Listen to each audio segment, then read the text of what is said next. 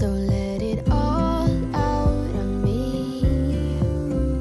Let it all out on me. Oh, I will hold you in the dark, make you forget about what's wrong. Let it all out on me.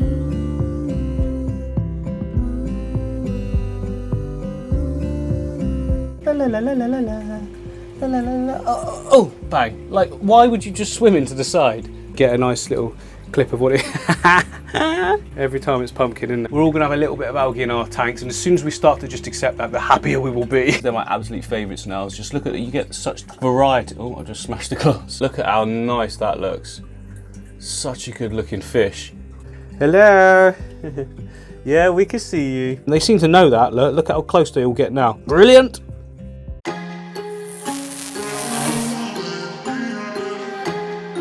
Okay guys, welcome back to MD Fish Tanks. I'm MD and these are my fish tanks.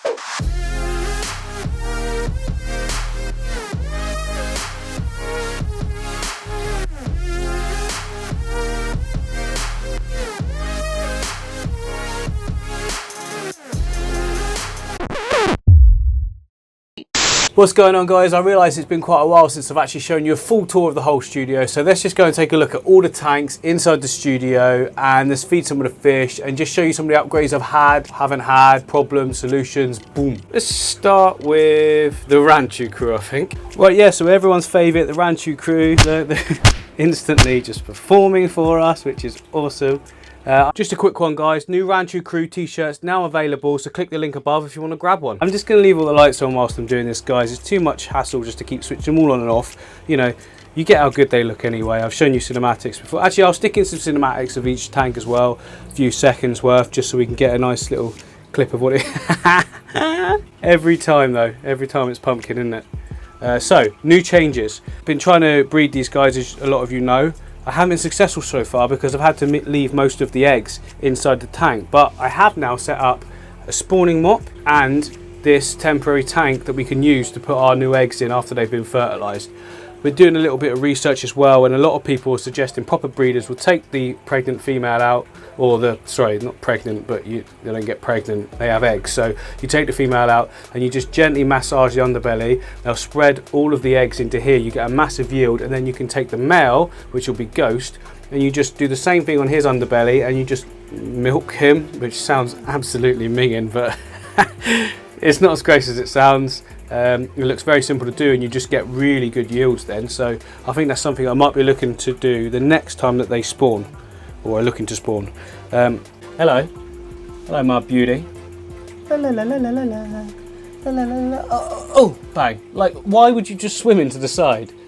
You've got all this room in the tank and you didn't know that there was a wall there. Also, I mean, check out this insanely good lighting. Twinstar have sent me this sort of 600 pendant S version of their lighting. It's the suspendable version, you see. I've left these little bits off the side here because they're going to allow me to extend the depth of it when I get into the new studio. Then I'll trim it all nice and neat, but you know, it'll be all clipped tidily, but I'm going to need that later on, so I just did that for the time being.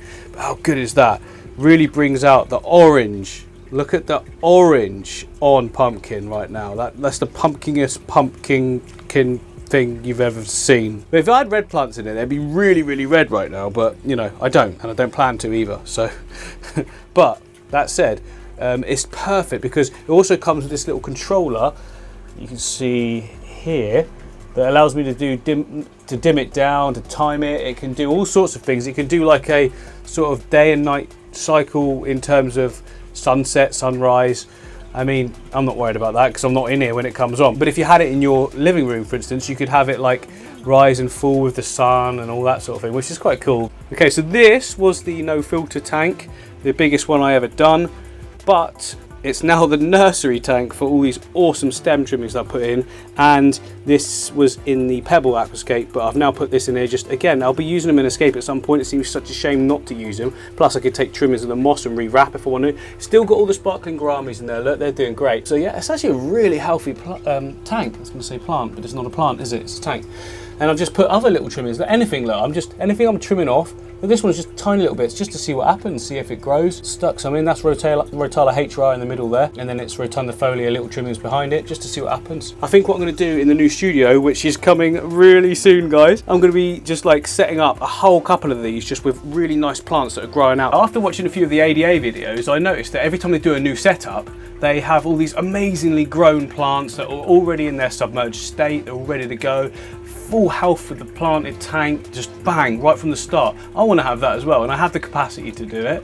I've got the skills, I think, now to be able to just grow solidly brilliant plants without any sort of, well, some algae. I'm not going to say no algae. Like you just see, there's a little bit of tiny hair algae there. We're all going to have a little bit of algae in our tanks, and as soon as we start to just accept that, the happier we will be. So it's just part of fish keeping, is part of nature, in fact, is having a little bit of algae in your tank. It's all healthy, it's all good. Let's get some food in for the sparkling gouramis. I like to use this is Tetra micro granules. Tetra sent me all this food, by the way. It's not sponsored, but they sent me loads of food to try, and my fish love it, so make of that what you will. Now I've got to try and do this thing where I feed them one-handed, which is going to be so hard, but look, balancing it on the side. This is dangerous. Don't ever do this at home, kids. Oh, nearly went there. I'm going to put it on that one. There we go. Right, so look, I've got the tiniest little pinchful. If I tap on the glass, I've trained all the gouramis to know that it means food. So I'll put it in this corner. They know it comes down there. I like to do that, and then just give it a little wiggle, and that submerges it. Here they go. Feast. Feast, my beauty. Some of them are getting quite big now. Look at that one. That one right there. Look, it's hard to focus, but this is when you need a professional camera, not your phone.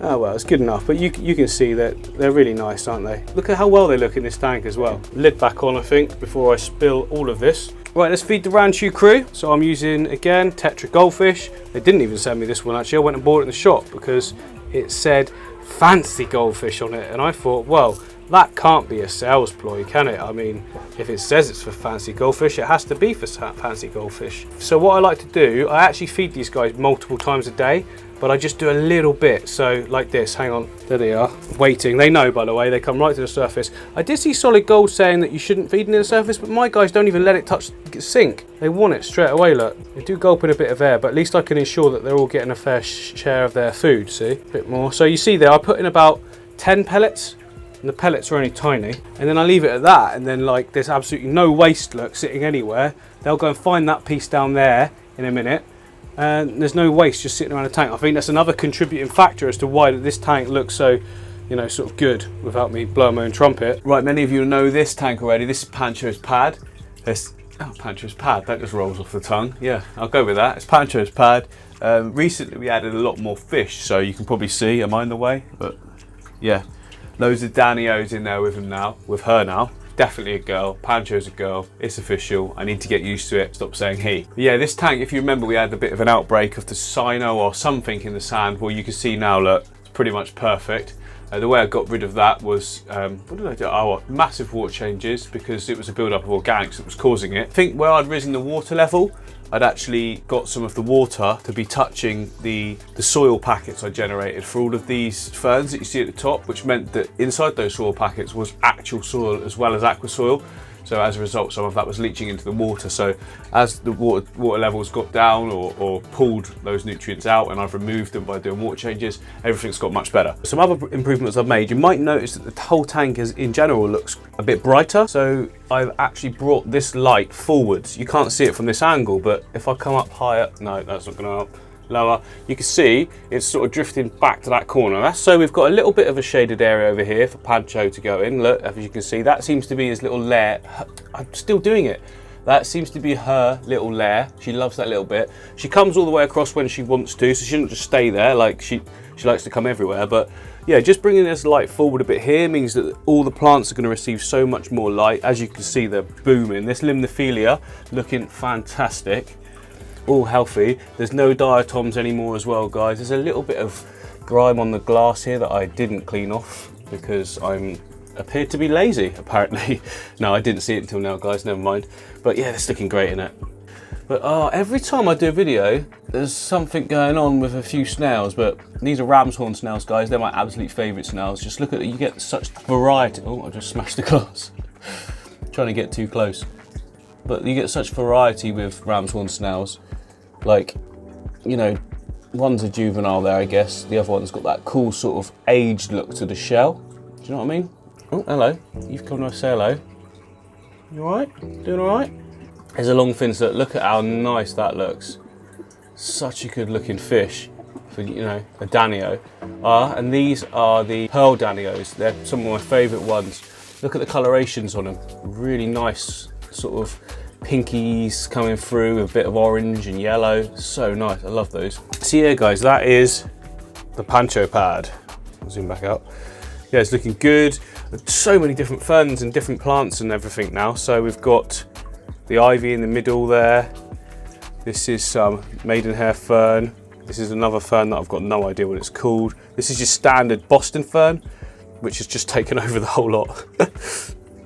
I did some more of this asparagus stuff as well over this corner because, coming to this in a minute, but well, every time. I've also added air plants, which is really nice, but we'll get to that in a minute. But yeah, this is looking really good. I know that, oh, Pancho, look. Hello. Yeah, we can see you. I don't know if Pancho could actually see me from here. Maybe, maybe not. It's hard to know. But anyway, let's feed them. I like to feed these fish some micro crisps because they're, you know, they're a little bit bigger. These are fast moving fish. And hello, Pancho. Yeah, I like to feed these. I've lost myself now. Well done, Pancho. You've made me lose my train of thought. So selfish. So I like to feed in these micro crisps. They're a little bit bigger, a little bit more substantial than the little granules that I gave to the sparkling gourami, but they're far more active fish. They're using energy fast, so it's a bit more bulkier for them. So let's just get that in. So I like to open it, and there's quite often a bit around the top, so that's normally enough just to go in like that. Whee!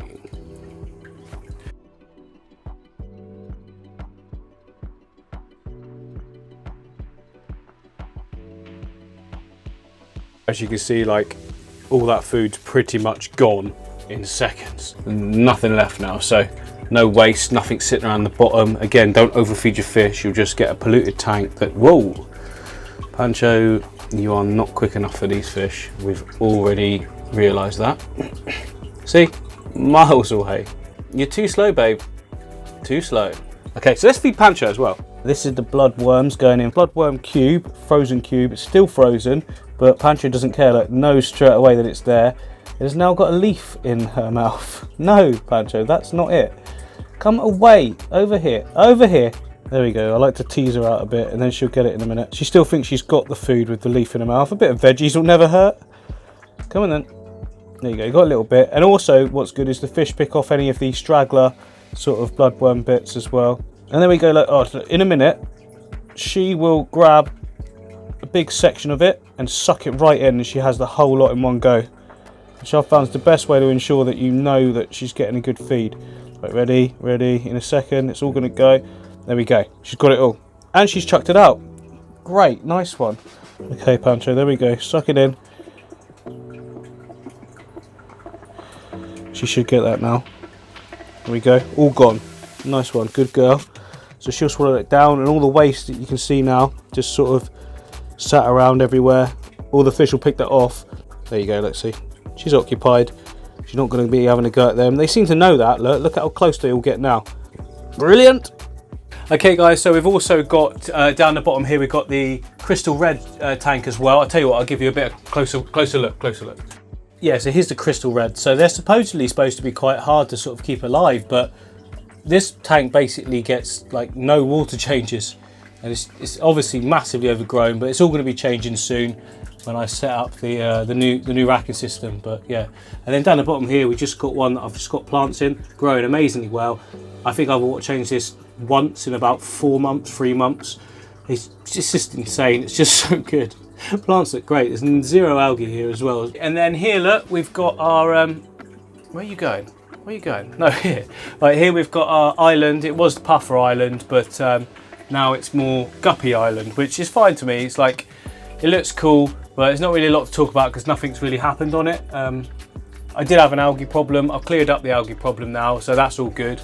But all the guppies are doing well. I've thinned them out a bit because there was a lot more than that, but now I've just got like my favourite ones that I've already had from before. So yeah, not really much to talk about on that one at this stage. And then we have, guys, the fallen treescape, which has been really recently set up. I don't want to talk about it too much with you guys because I've got a video coming up about it. You know, we still haven't added any fish in there. It's looking really nice though. The tint's looking good, but it's also crystal clear. I like having tint and clear water. Sometimes it can look murky in some of the tanks I've seen, but I think that's working really well so far. We've got some really good growth up the top. I need to do that. There we go. This little branch here, for crying out loud, how do I stop it? Do you guys know how to stop this flickering with certain LEDs? I don't really know what it is, but you know, it doesn't really hurt, I suppose. Yeah, we've got one little stalk here which hasn't survived the transition. I'm not entirely sure why. Sometimes these things happen, but the rest are all healthy, which is brilliant. So we'll just trim it off in a bit and leave that to it. But yeah, that's the fallen tree, guys. I think that looks fantastic. It'll look even better in a nicer tank because that's just a very cheap tank. So when I move to the new studio, I'm going to recreate it, if I'm honest, in a much better Opti-White thick glass tank, because that's just not really doing it any justice as well. It's giving it that blue tinge as well, which you don't really want, and that's because the glass look it's not Opti-White. So that's Opti-White. You can see the difference, look, in the glass. Like one's green, one's all bluey, cleary sort of look. Yeah. Anyway, and this one, guys. This is a new shrimp tank setup. It's doing fantastic as well. All the shrimp are really healthy. Here we go, there's one down there now. I think that one's buried. No, it's not. It might be buried. There was quite a few I noticed that were buried, look. They're everywhere in it. It's brilliant. They seem to really get along with it. When I first came this morning, they were everywhere, all out the front. But, you know, such is the way. As soon as you grab the camera, everything hides. But not to worry. But yeah, I think it's quite a cool looking scape. And I really like how it's set here in the middle. Nice and open with the light above it. You can't really see any of the equipment. I like that. And then we've got down the bottom, this is the Shrimp Tank Towers hardscape only tank. Hasn't got a light at the moment, it's just sharing it with this one. Again, these two are going to be redone. I'm just sort of doing it for the shrimp's sake at the moment. There's loads of cherries in here. I just kept it to cherries only, so I'm going to rescape that one when I've got the new racking system up in the new studio. I keep saying the new studio, it's coming. Now on to our final section, which is this sort of little no filter area we've got going on. It's a no filter cube. This one is the one that I've been using the liquid CO2 and plant boost from NT Labs in, because usually when I do no filter setups, I don't use any liquid CO2, I don't use any ferts or anything at all. But this time I wanted to experiment a little bit and just see what effect it had. So I think you can see straight away, well, the Monte Carlo is fully carpeted. We've got really good growth going with the Rotala HRA at the back. Now all of this was grown with just a cheap light, but I've recently switched over to the Twin Star 300 on here. And as a result, there's been a change. Obviously the water's got a little bit murky. Now this happens in no filter tanks when you change anything. They're very, very sensitive. So the lighting levels change, you get a change in how your tank is looking. But not a problem, doesn't matter because it will clear. You just leave it alone. Look at it, it's purling. It's just really good, I like it. Once that Rotala at the back grows up a little bit taller, like it starts coming over the top here, and that Rotala bonsai grows a little bit taller, it's going to look like a really nice scape, that is. So that's coming up in a future episode as well. We're going to be adding a nice betta fish to this one. And yeah, it should be pretty good. This is done. I mean, look at it. It's just a plant explosion, all super healthy. Fish are really happy, but I'm going to do another bowl aquarium soon. It's done. The only thing I can do is trim it back to its state it was in, which, well, what's the point in that? Like, if that's something you want as a decorative piece at home, that makes sense. But as a content creator, that's not really what we do. We don't just keep resetting stuff. Start again. And then obviously I've got my plant vat down here, which is, I keep floating plants in as well, just to make sure it's all good. There's not a single spot of algae in this, which is good as well. So it's just a nice little bit of light. Not enough to sort of cause extreme growth, but enough to keep everything like really healthy and really good. So, and this is changing. So I'm going to be putting all of these plants into here because there's loads of space for them. And I want to do something with this shallow tank up here like we've done this side, but do something really cool. So that's coming up soon as well. It's going to be a new build. I'm going for black mountain with black lava rock all coming out the top, kind of like a shallow tank aquatorium if you like. So yeah, that should be pretty good. Okay guys, well that's the full tour done of the studio. Coming up in the next episode will be the tour of the tanks in my house, but for now, for those of you that enjoy the cinematics that I do, coming right up.